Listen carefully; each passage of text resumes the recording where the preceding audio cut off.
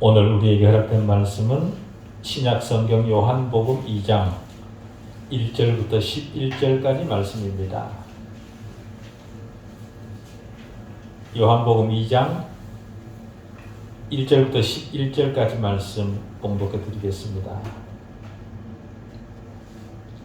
사흘째 되던 날 갈릴리 가나에 혼례가 있어 예수의 어머니도 거기 계시고 예수와 그 제자들도 혼례 청함을 받았더니 포도주가 떨어진지라 예수의 어머니가 예수에게 이르되 저들에게 포도주가 없다 하니 예수께서 이르시되 여자여 나와 무슨 상관이 있나이까 내 때가 아직 이르지 아니하였나이다. 그의 어머니가 하인들에게 이르되 너희에게 무슨 말씀을 하시든지 그대로 하라 하니라. 거기 유대인의 정결 예식을 따라 두세 통 드는 돌 항아리 6이 놓였는지라. 예수께서 그들에게 이르시되 항아리에 물을 채우라 하신즉 아기까지 채우니 이제는 떠서 연회장에게 갖다 주라 하시매 갖다 주었더니 연회장은 물로 든 포도주를 맛보고도 어디서 났는지 알지 못하되 물도온 하인들은 알더라. 연회장이 신랑을 불러 말하되 사람마다 먼저 좋은 포도주를 내고 취한 후에 낮은 것을 내거늘 그대는 지금까지 좋은 포도주를 두었도다 하니라. 예수께서 이 표적을 갈릴리 가나에서 행하여 그의 영광을 나타내심에 제자들이 그를 믿으니라. 아멘. 은혜로우신 하나님 아버지, 하나님의 선택하심으로 선택받은 자들을 말씀하시는 하나님 앞에 다시 듣는 자로 세워주셔서 감사합니다. 하나님의 이 진리의 말씀은 오직 그리스도 안에 있는 믿음의 인간들에게만 들려지는 하나님의 자기 계시입니다. 무엇인가 새로운 것을 첨가하지 않도록 전하는 자의 혀를 붙들어 주옵소서. 오직 예수 그리스도를 아는 자들만 하나님의 계시를 아는 자들이며 말씀을 할 줄 아는 그런 자들입니다. 말씀의 인식을 통해 하나님의 주권성이 우리 안에 더욱 강화되게 해 주십시오. 하나님 말씀 외에 그 어떤 외부적 협력도 개입하지 못하도록 하나님께서 직접 막아 주십시오. 이 말씀을 통해 인간의 전적 무능이 다시 탄로되며 하나님의 자유로운 선택하심에 의해 선택받은 자의 영광이 다시 확인되는 말씀 되게 해주십시오. 인간이 원할 때에 인간이 원하는 방식으로 인식할 수 있는 하나님이 아니라는 사실을 명심하여 말씀 앞에 집중할 수 있는 우리 모두에게 해 주시옵기를 우리 주 예수 그리스도 이름으로 기도하옵나이다. 아멘. 예수의 이적들을 헬라어로 세메이아 이렇게 얘기를 하는데요. 이 세메이아라는 말은 우리나라 말로 표적, 이적, 기적 이런 말로 번역될 수 있습니다. 그런데 이 세메이아 이것이요 요한복음에는 7가지 이 표적 보도가 기록되어 있습니다. 그런데 이 세메이아는요, 이 표적은 그 자체에 어떤 가치가 있는 것이 아니라 그것이 예수 그리스도 안에서 이루어지는 하나님 나라에 대한 계시라는 이유 때문에 가치가 있는 겁니다. 이 표적들이 하나님 나라에 대한 계시, 그것은 곧 예수 그리스도 자신의 영광을 드러내주는 것들이죠. 그 첫 번째가 오늘 본문 가나의 혼인잔치 표적입니다. 가나 혼인잔치는 주님이 공생애를 시작하신 첫 주간 마지막 날이자 공생애를 공식적으로 시작한 첫날이기도 합니다. 요한복음 2장은 우리 성경에는 없지만요, 그리고라는 말로 시작을 하는데요. 이런 부분들은 좀 번역상에 아쉬움이 있는 것들입니다. 다시 말해서 이 2장은 2장 별개의 내용이 아니라 1장과 연관성 가운데 있다, 연속선상에 있다라는 말입니다. 우리는 이 본문이 기록하고 있는 현상들이나 재료들이 가지는 상징적 의미와 그리고 예언적 성격 그리고 실제적 가르침이라는 세 관점을 중심으로 오늘 본문을 살펴보려고 합니다. 그야말로 한 본문 속에 나타나 있는 서로 다른 색조들을 그 색조별로 따로따로 살펴보는 그런 것들이죠. 요한복음 1장이 두드러지게 나타내는 것은요, 유대교의 실패라는 사실을 상징적으로 강하게 강조를 합니다. 그래서 유대교의 실패를 지적하자 유대인들이 예루살렘에서 제사장들과 레위인들 요한에게 보내서 그가 누구냐 그렇게 따지듯이 질문을 했던 거죠. 유대 지도자들의 영적 눈이 멀었기 때문에 그들은 그리스도가 자신들 가운데 계심에도 불구하고 알아보지 못했고, 구약 성경이 명백히 증언하던 세례 요한조차도 그들은 알아보지 못했습니다. 유대교는 생명이 사라져서 죽은 껍질에 지나지 않았던 그런 현실이었던 거죠. 현대도 마찬가지입니다. 생명이신 예수 그리스도를 종교화시키면 거기에는 종교적 죽은 껍질만 남게 되는 겁니다. 그래서 껍질에 불과한 낡은 제도를 버리고 더 좋은 소망을 들여온 거죠. 갈라디아서 4장 4절은요. 그래서 이렇게 얘기를 합니다. 때가 참에 하나님이 그 아들을 보내사 구약의 모든 기록들을 이제는 뒤로 물리고 때가 참에 하나님이 그 아들을 보내셨다. 그렇게 기록을 하고 있습니다. 낡아지고 고착화되어서 굳어버린 것은 버려진다라는 거죠. 그래서 누가복음 16장 16절은 율법과 선지자는 요한의 때까지다. 그렇게 기록을 합니다. 세례 요한은 구약 제도의 결말을 지었던 그런 인물입니다. 똑같은 원리가 오늘 본문에도 예시되어 있습니다. 혼인잔치가 있고 여기서 가장 중요한 일은 바로 포도주가 떨어졌다. 옛날 고착화되고 간습화되었던 그런 것들은 다 이제 끝이 났다라는 겁니다. 성경에서 포도주는요, 기쁨의 상징이었습니다. 그 사실을 시편 104편 15절은 사람의 마음을 기쁘게 하는 포도주라고 그렇게 기록을 하고 있고요. 사사기 9장 13절은 하나님과 사람을 기쁘게 하는 내 포도주라 그렇게 기록을 하고 있습니다. 그렇게 볼 때 포도주는 기쁨의 상징이라 우리는 그렇게 이해할 수 있습니다. 사람의 마음을 기쁘게 하는 포도주, 그것이 끊어졌습니다. 사람의 마음을 기쁘게 하던 것, 그것이 무엇이었을까요? 그것은 바로 하나님이 이스라엘 민족을 하나님의 백성 삼으신 일, 바로 그것입니다. 그런데 그 기쁨의 원천이신 하나님을 종교화하고 형식화했던 겁니다.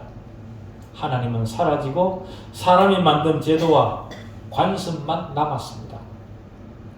그러니 유대교는 실패할 수밖에 없었고 새로운 방편이 필요할 수밖에 없었습니다.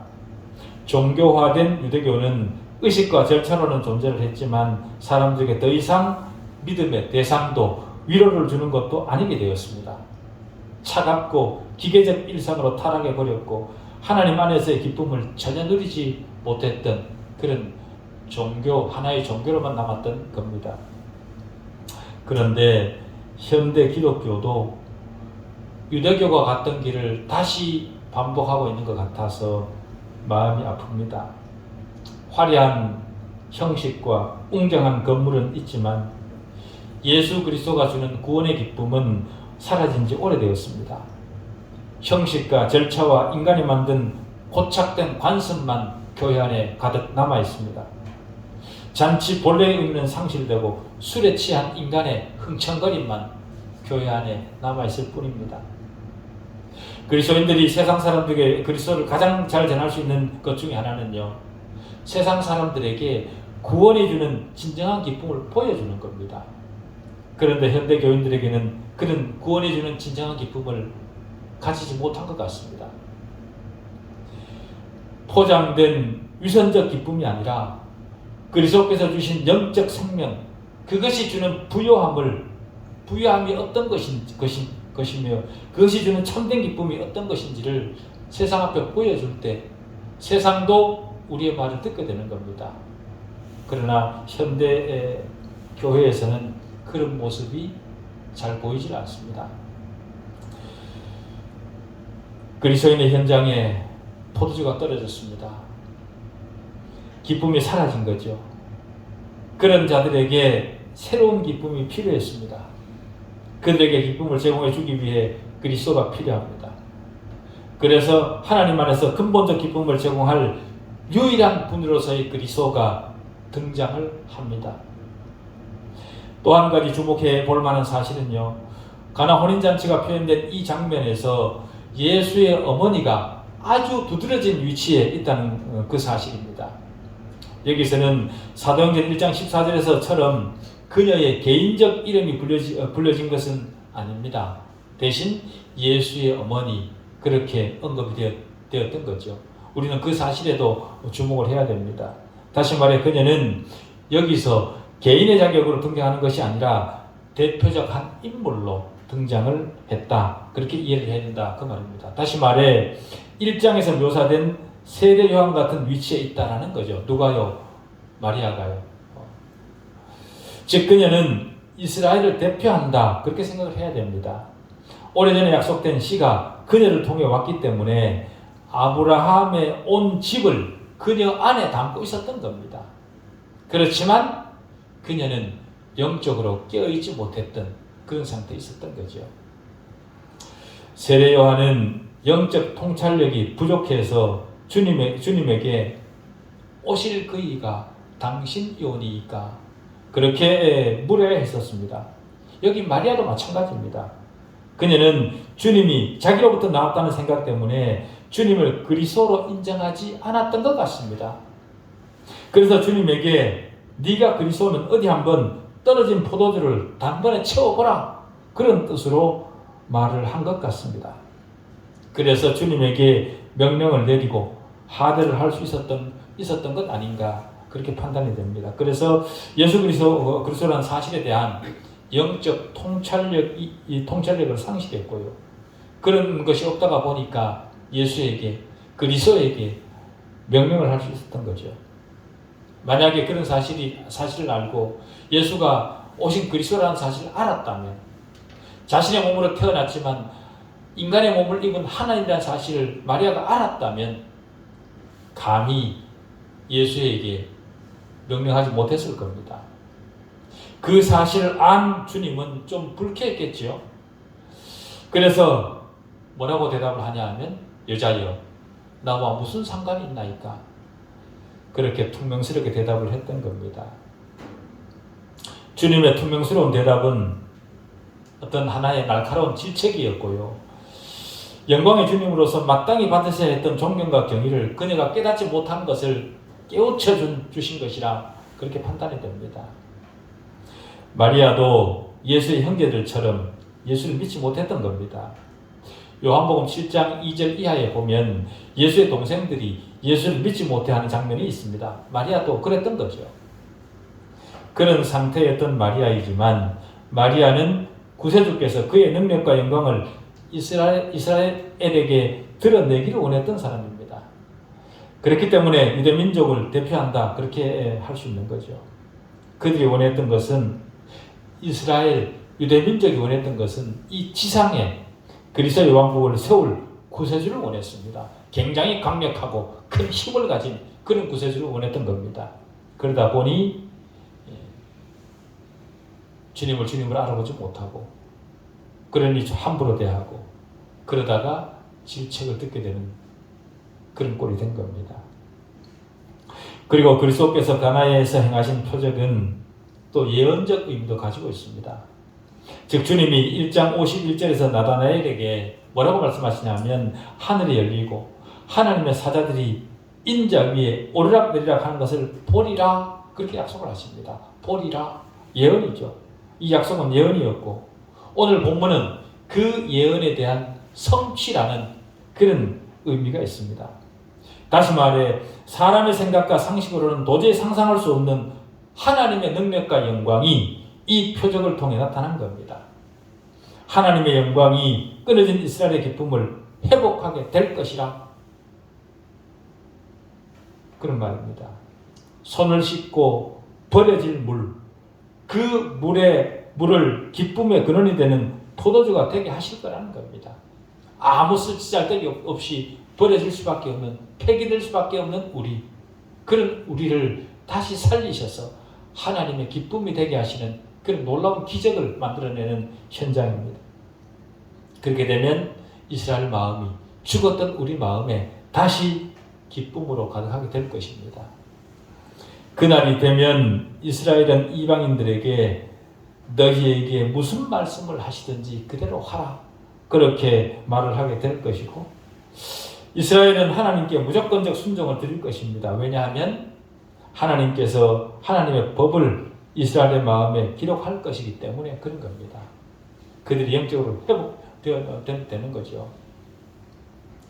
요한복음의 기록 목적을 보면은요, 요한복음 20장 30절 31절에서 예수께서 제자들 앞에서 이 책에 기록되지 아니한 다른 표적도 많이 행하셨으나 오직 이것을 기록함은 너희로 예수께서 하나님의 아들 그리스도이심을 믿게 하려 하시며 또 너희로 믿고 그 이름을 힘입어 생명을 얻게 하려 함이니라. 그렇게 요한복음의 기록 목적을 얘기를 합니다. 그리스도로 말미암아 얻게 되는 그리스도의 생명, 그것을 입증하는 가나 혼인잔치라, 그 말인 거죠. 인간적 육신의 생명이 바닥을 드러내고 그 자리에 그리스도의 생명으로 채워지는 현장, 그것이 바로 가나 혼인잔치입니다. 그러니 거기에 참된 기쁨이 충만할 수밖에 없는 거죠. 요한복음의 대주제가 하나님으로부터 오는 영원한 생명입니다. 그렇기 때문에 요한복음에 기록된 모든 내용은 그 주제를 향해 있는 것들이죠. 물이 포도주가 되게 하는 것은 하나님만 하실 수 있는 겁니다. 주님이 그 일을 보여주신 것은 주님이 누구신가를 선언하는 겁니다. 다시 말해 주님은 하나님의 영원한 생명을 주실 수 있는 하나님 자체이시다 라는 사실을 물이 포도주로 바뀌는 그 현장을 통해 사람들에게 보여주는 겁니다.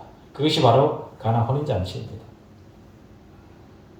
그것의 첫 발을, 예수 그리스도의 하나님 되심을 나타낸 그 첫 발을 가나 혼인잔치에서 시작하신 거죠. 오늘 본문 1, 2절에서 주님이 잔치에 초대받는 것을 봅니다. 인간적으로 아무리 자랑이 될 만한 잔치라 하더라도 주님이 없으면 그 잔치는 결국 공허한 것에 불과합니다. 왜 그런가 하면 주님만이 우리에게 참된 생명을 주시는 근원이 되시기 때문에 그렇습니다. 잔치집에 포도주가 바닥을 드러내었습니다. 그러자 잔치집에 초대된 예수의 어머니가 예수에게 저들에게 포도주가 없다, 그런 말을 하십니다. 여기서 우리가 확인하게 되는 것은 육체적으로 아무리 가까운 사이라 하더라도 영적으로 깨어있지 않으면 주님의 그리스도됨을 알지 못하게 된다. 아무리 가까이 있는 사람이라 할지라도 영적으로 깨어있지 못하다면 그에게 영적인 것들을 전해줄 수 없다라는 겁니다. 자신의 몸에서 나온 예수가 인간의 몸을 입고 나타나신 하나님이라는 사실을 까마득히 모르고 세상적 관점에서 부모의 권위로만 명령을 하는 겁니다. 그러자 예수께서 그 사실을 일깨워 주시려고 아주 따끔하게 여자여 나와 무슨 상관이 있나이까, 그렇게 반문을 했던 겁니다. 이 말은 주님 자신과 어머니가 무슨 관계가 있냐, 그런 말이 아니고요. 혼인집에 포도주가 떨어진 것이 어머니와 자신에게 무슨 상관입니까? 그런 말을 하는 겁니다. 주님이 그렇게 말한 이유는 그런 것에 대해 주님 자신이 자신의 방식대로 하겠다라는 것에 대한 표시입니다. 자신의 때가 아직 되지 않았다는 거죠. 자신의 방식을 드러낼 때가 아직 아니라는 겁니다. 다시 말해 이제는 내 때가 아직 아니고 이제는 곧 내 때가 되어지는데, 이제는 부모와 자식이라는 그런 인간적 관계를 청산하고 내가 하나님으로서 그리스도로서 공생애를 시작할 때가 되었다라는 사실을 알리는 겁니다.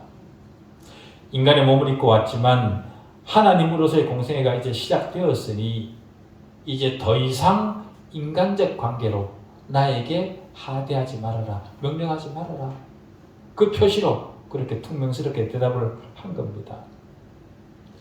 이 부분을 읽는 많은 사람들은요, 아무리 그렇다고 하더라도 어머니인데 어머니께 어떻게 여자여 이렇게 말을 할 수 있나, 그렇게 의아스럽게 생각을 합니다. 그러나 여자여라는 이 단어는요, 헬라어로 귀네라는 단어인데요. 이 단어는 원래 거칠거나 무례한 의미를 담아내고 있는 그런 단어가 아닙니다. 이 말은 어떤 관계에 있든지 간에 여성을 지칭해서 사용했던 그런 명칭이었고요. 때로는 심지어 이 단어는 존경과 사랑을 담은 의미로도 사용되었던 그런 단어입니다. 이 말을 주님은 요한복음 19장 26절, 즉 십자가에 달리셨을 때도 말을 합니다. 여자여 보소서 아들이니이다. 이렇게 얘기를 하죠. 어머니를 여자라고 부른 것은 인간적 요소를 빼고 이제 하나님께서 그녀에게 말씀하고 계심을 나타내주는 그런 표현입니다.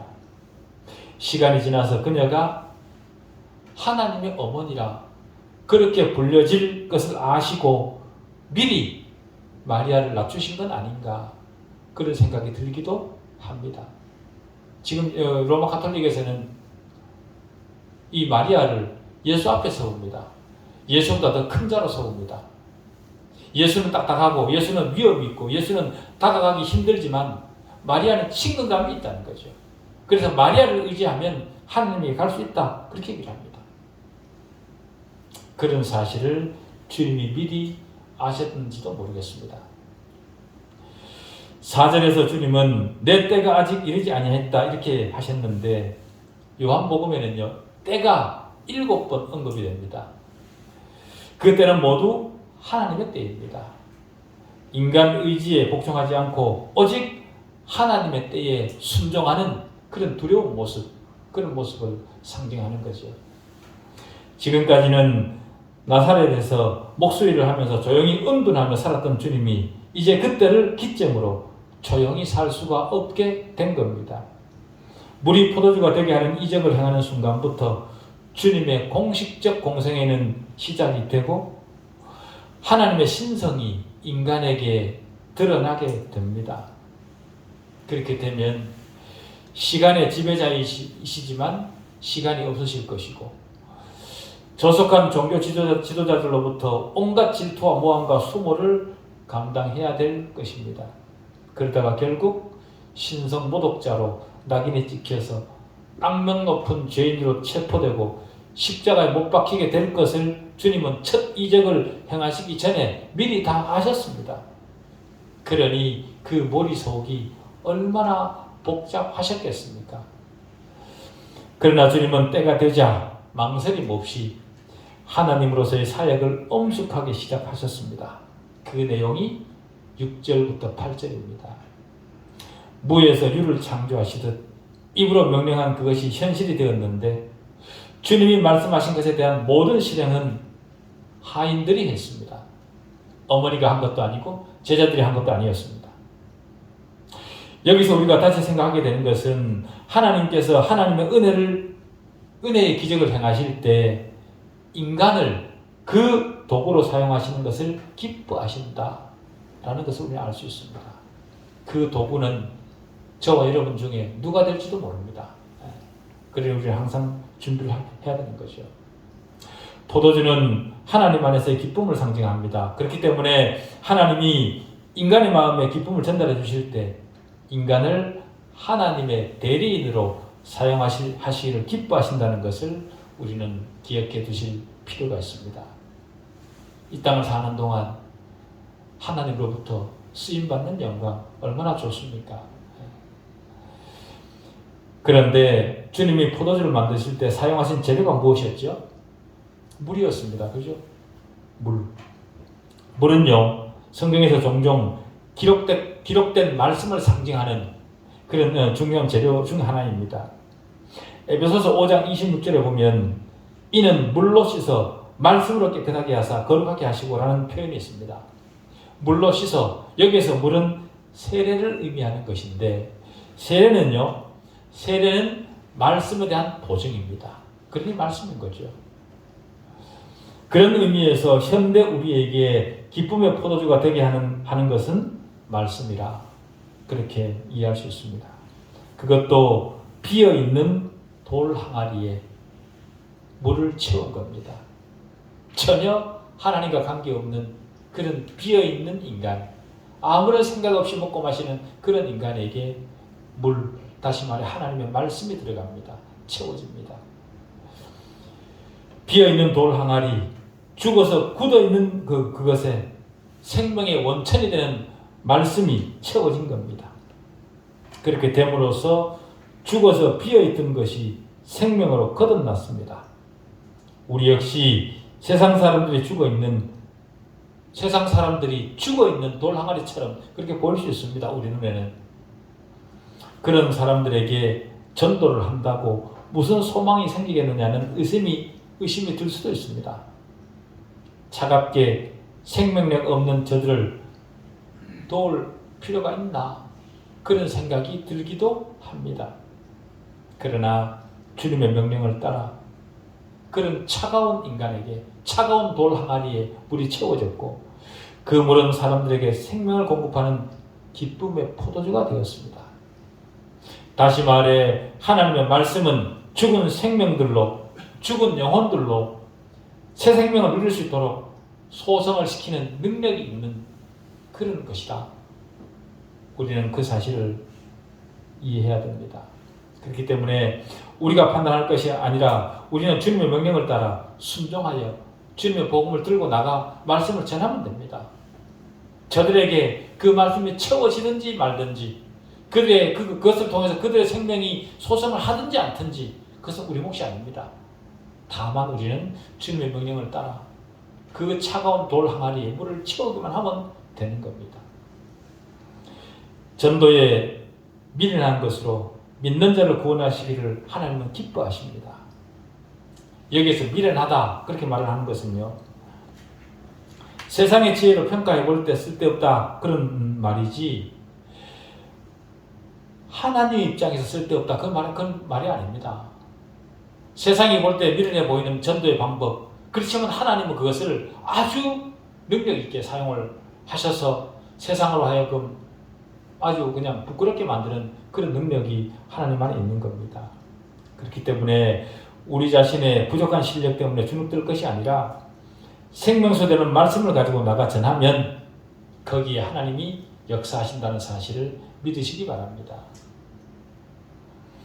또한 우리는 이 기적이 한 죄인이 중생하는 장면을 묘사하고 있다 그렇게 볼 수도 있습니다. 거듭나지 못한 자연인은 빈 돌 항아리처럼 차갑고 생명력이 없습니다. 그래서 돌 가치가 없는 것처럼 보일 수 있습니다.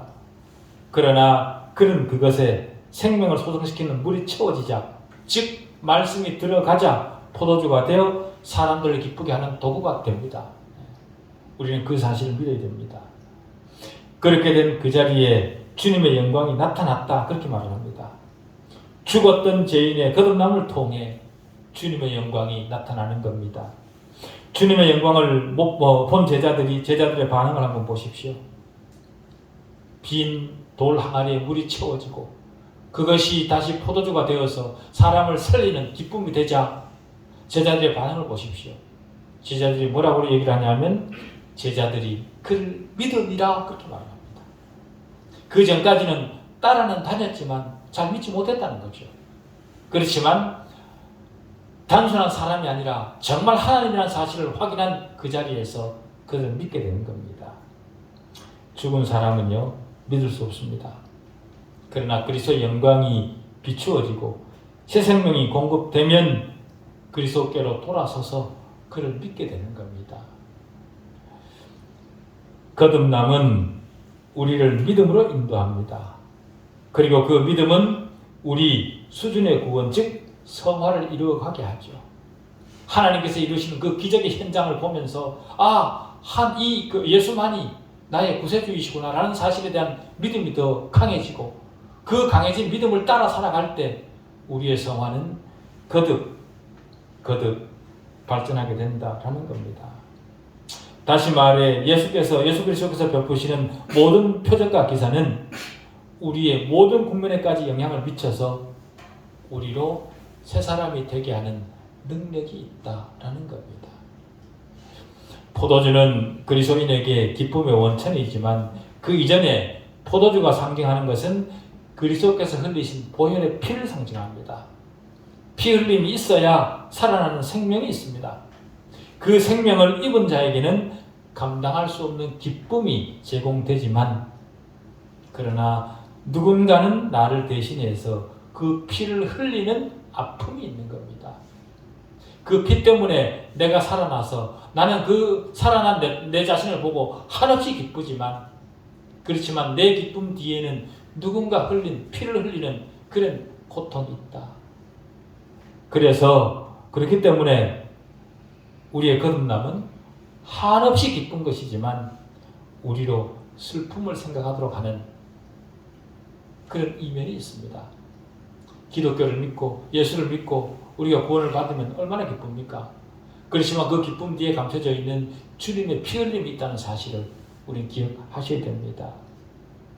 9절을 보면 물도온 하인들은 알더라 이렇게 말합니다. 첫 표적이 행해지는 그 자리에 주님 가장 가까이 있었던 사람은 어머니 마리아도 아니었고 제자들도 아닌 하인들이었습니다.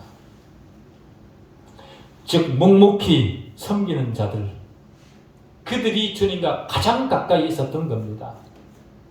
겸손하게 봉사하고 늘 남들이 하기 싫어하는 일을 감당하는 그리스도인이 주님과 가장 가까이 있는 사람들이라는 사실을 우리로 생각하게 합니다.